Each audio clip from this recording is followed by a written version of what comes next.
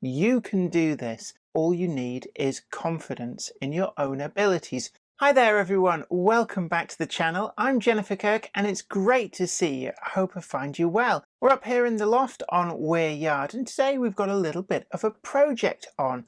Now you might remember that we reviewed those new Oxford Rail Q1 wagon releases, and amongst them were the two Pilchard wagons. Now all the photographs that I've seen of these online, searching through places like the Paul Bartlett photo site, which is a great resource for any railway modeller, all these wagons look really filthy. I've not seen a single one in grey. They all actually look black, or there was some debate about whether it might be olive green, but the general consensus is that it was generally unpainted wood covered in filth. So today I thought I would set about with some weathering powders and a weathering wash to just see what I could do with these Oxford Rail wagons and just make them look a little bit more like the photographs that you see of the real wagons when they were in service. Now I'm going to be using the weathering powders that Humbrol sent over a little while back, and also some black Humbrol wash. It's really simple, you don't need an airbrush at all, and actually I'm a big advocate of really simple little projects such as these. And as I always say, all you need is confidence in your own abilities. You can do this, and as long as you're confident in yourself, then actually you can get some great results. So come with me in association with Trainomatic, makers of DCC decoders and accessories that are designed by enthusiasts for enthusiasts, and with additional support from Billy's Replacement Speakers, who handles our entire merch portfolio, and you can find those down below, where we've got our full range of hoodies, t-shirts, die-cut stickers and mugs, including those highly sought after Billy's Replacement Speakers. But come with me and let's see what we can do on this little mini weathering project.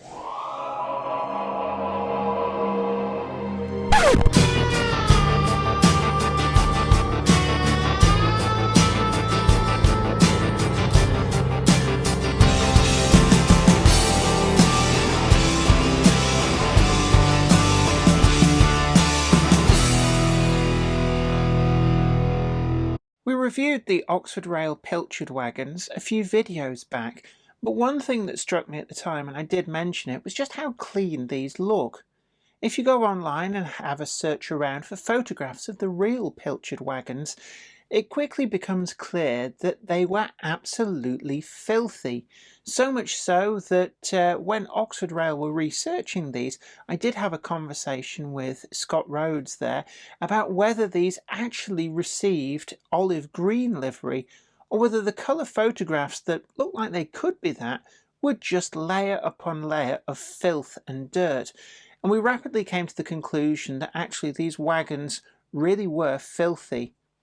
If you have a look at the Paul Bartlett website online, there's some amazing photographs on there of the Pilchard wagons, and particularly the colour ones really do show that these wagons would benefit immensely from an application of weathering. So that's exactly what we're going to look to do today. And the Humbrol Black Wash is an absolute must for a starting point for weathering up these wagons. So I'm going to put that to one side, and once we've got a layer of the black filth all over these wagons, what I'm actually going to look to do is see about cleaning up odd planks. The colour photographs do actually show that on occasions planks did get replaced, but they don't appear to have ever been painted, and it produces this patchwork effect which really does look quite good. And I'm going to see if it might be possible to quite simply replicate a little bit of that on these wagons. I also want to get that sensation of kind of matte grime. And for that, I'm going to be using some of the Humbrol weathering powders. Dark earth here is going to be a perfect colour to use. And one thing I would say is I'm going to try and steer clear of some of the lighter rust shades, simply because these wagons, most of the upper bodywork is actually wood, so wood doesn't rust. But I will be using an ever so slight touch of perhaps some of the dark rust just on the underframe, because the photos I've seen don't show angry new rust on these so much as just encrusting. But really, first things first with this is Give it a good shake, and these are great. You'll have seen some of the other weathering videos that I've done with some hopper wagons where I've used a combination of the rust wash and the black wash to really great effect. But on this, rather than doing a base coat of that rust, we're going to go straight in with the black wash, and first of all just really go straight over everything with a quick wash over of this filthy black. I am going to put some on the underframe, even though it's something that probably won't show so much. I just want to get that kind of mottling effect of different colours going on. And you can see immediately that this tones down that bright grey, which is a good base for this, but doesn't really look like any of the photographs of the prototype wagons. I've never seen a photo of the wagons when first released to traffic. There were around 50 of these wagons built, I believe, and they were based on a design of earlier London and North Eastern Railway wagons, but certainly it's quite clear that these were some rather more unusual items of rolling stock, used to carry sleepers, ballast. I've even seen them piled high with things like sand, blocks. They really were a kind of a jack-of-all-trades wagon that would be used by the engineers department for pretty much anything that was necessary. So I'm guessing you would have seen them far and wide, and they would have been a very useful wagon if only for the fact that they were handbrake only. They're not even air or vacuum piped, which probably hastened their demise because they just couldn't reliably run with the continuously braked trains. I'm going to put a coat as well on the inside just to tone down this slightly more browny yellow colour that we've got going on in here. I think that it's vastly improved for being toned down in this way. And it does bring out a lot of the detail. It's something that weathering washes are always really, really great at doing, is just bringing forward any of that planking detail, the riveting detail, things like that. And I'm going to put a coat on the black floor, even though you're probably not going to see a lot of that, but I'd rather put it on and it not do anything than not do it and then think afterwards that maybe that was something that I should have done. So we've got a good coat on there. It's toned this wagon down, and what I will now do is this wagon I'm going to put to one side, let that all dry, and then we'll come back to that in a bit. I'm going to do the other wagon as well, so we've got an idea of what we're planning on doing, and I'm just really going to dig deep into this weathering wash jar and get the filth from the bottom. These weathering washes, they're more akin to if you save the dirty brush cleaning fluid every time you clean your paintbrush. So the actual pigment is held in a slightly loose suspension, so it's not a paint, but it is a kind of, I don't know, a carrier for the pigment, which doesn't fully dissolve in the solvent. So you get this much more dirt kind of look from it, which I think works really well. And even just this basic wash has dramatically toned down and improved the look of these wagons. Get the brake wheels too, going to do the sole bar. Just generally make them look nice, grimy. And if you really feel that you need to, you can always do a second wash when this is dry, just build up a layer of filth. But I'm actually going to use the weathering powders as well, just to kind of build up and bring out a little bit of the texture on this wagon. So a little bit more. And it's just enough to tone them down. So again, I'm going to put this to one side now and let it dry, and then we're going to come back with the next stage of this weathering. I've given these a chance to dry, and I've had a go on this wagon just cleaning up a couple of planks, and I've done that with a brush with only a very small amount of brush cleaning fluid, and just worked on individual planks. It's quite subtle, and some of the other effects that we're going to do now with the dry brush powders will start to really bring this out. So we're done now with the black wash, and what I really want to do next is I'm going to go with this dark earth, and again just dip the brush in and then working from the bottom up. And again, this brings out detail on the chassis. This is just like basically brake dust, other assorted dross. I'm going to just dust over the bogies, try and bring some of that detail to the fore. And just over the bottom couple of planks, trying to get it darker to the bottom, lighter as we go up the side of the wagon. Again, just trying to pick out some of that detail. Missed it up the side of the wagon.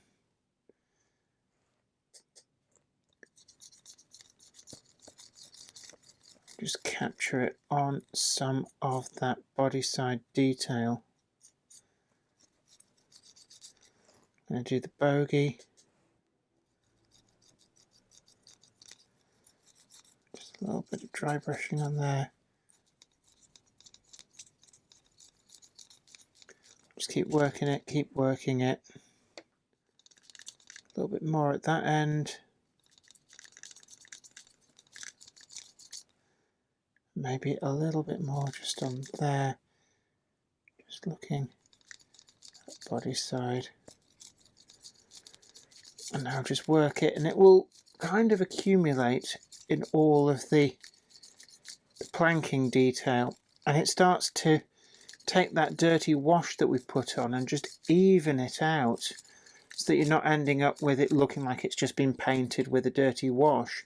It just now looks uniformly dirty. Now I don't have like a black soot weathering powder, but that would be ideal for this wagon. But this is the next best, just working now on the ends of the wagon, just over the buffer beam area. Turn it round, and we're going to go for this side now. And this is, again, quite a filthy wagon. So I'm going to put quite a bit of this on. We'll do the interior of the wagon afterwards. Again, just build it up, chassis details. That's actually a bit too heavy there. We'll come back, sort that. I want to do the ends. That end's done. This end needs doing.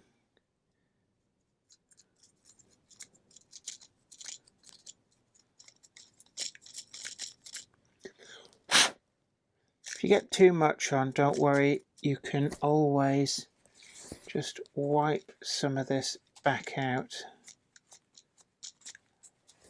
We're just getting in there, same on the sides. Just wipe some of these planks just a little bit. And then we're going to go whole hog on the interior. Just quite heavy up the insides, all over the wagon floor.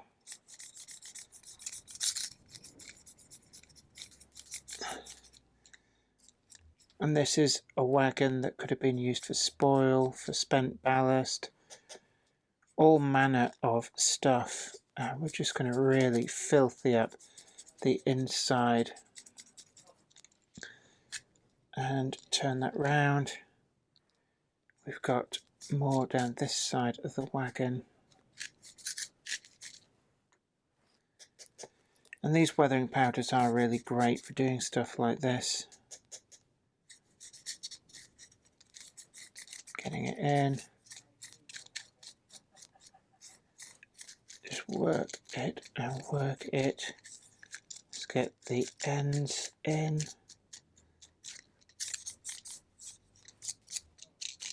Don't forget the tops. And there we have quite a filthy wagon. I'm just going to put that one to one side, and we're going to move over to this wagon now. Again, starting from the bottom. A lot of this is a bit like brake dust, coupled with earth, dirt from the spent ballast, all kinds of stuff. And work out all that plank detail. And you can see that sort of yellowy cream colour that we had before has been muted right down. Just see on that side, that's with just the black wash. We're muting it right down. So just going to work that down the side. And we've got a wagon here that is just utterly filthy. Just clean up some of these panels. Just make it a little bit less glaring. So you can see we get quite a nice reasonable effect just by cleaning some of the wood areas. You can see that's starting to really come nice. Down the other side, clean where the tops code is and where the number is. Probably the only bits that would ever get cleaned.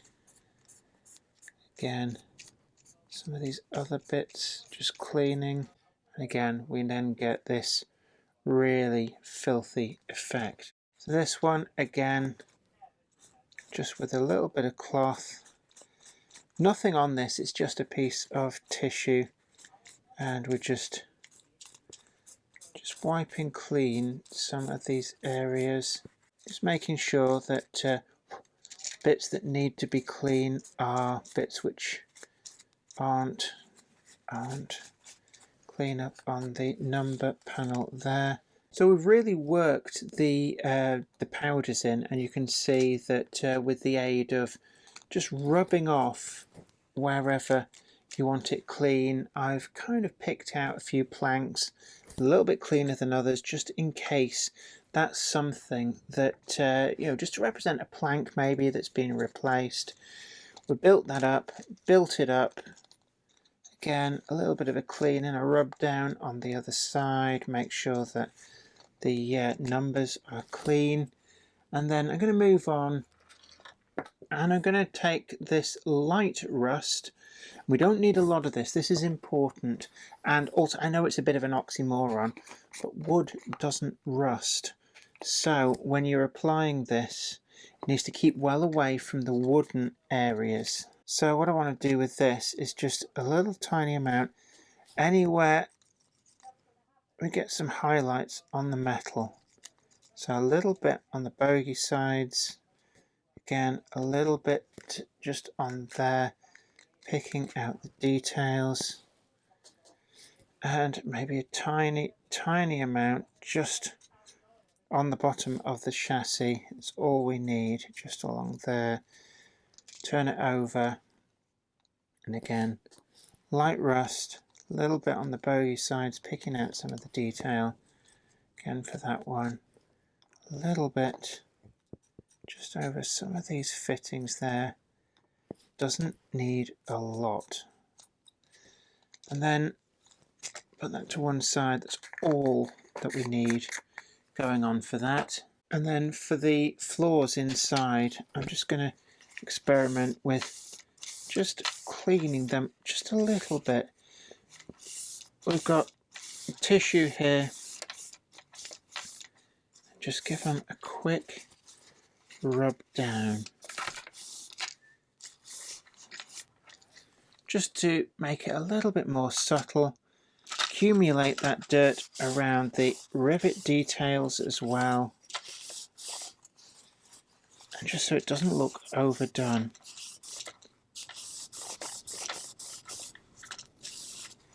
And this will accumulate around the edges as well, and it just smooths out that dirty effect. And then the final step is simply, we're just going to mist over with something like hairspray just to fix this in place. You don't want a lot, you don't want to soak it in it. It's just enough to stop the powder from rubbing off. And then we're done with these thoroughly weathered wagons. As you can see, these wagons have really turned out quite well. For some really simple techniques using some low-cost products from Humbrol that just really allow you to make what looks too squeaky clean into a workaday, work-worn, filthy, uncared wagon. And these techniques are some that you can apply to a whole host of other wagons and other items of rolling stock to really add to the realism on your modelling project. Now, I'd love to hear from you in the comment section down below. What do you think about these techniques?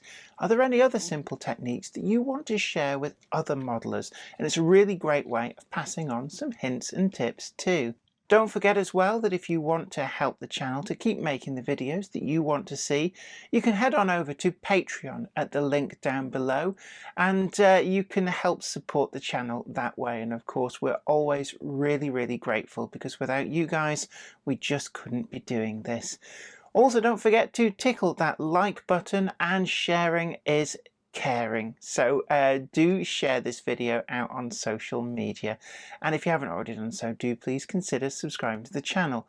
We've also got that full merchandise shop down there with all your Billy's replacement speakers, t-shirts and hoodies, and of course Gronk It Up, Do You DMU, and the rest of it. Also, don't forget that if you really like these Oxford Rail wagons, we do have a link in the description box down below to help you find these at Rails of Sheffield. But until next time, this is me, Jenny Kirk, saying you take great care of yourself, happy modelling projects, and until then, bye for now. Take care. Today's video is sponsored by Trainomatic, makers of DCC decoders designed to be fully compatible with every manufacturer's locomotive. Visit train-o-matic.com to browse the full range and see what they've got suitable for you.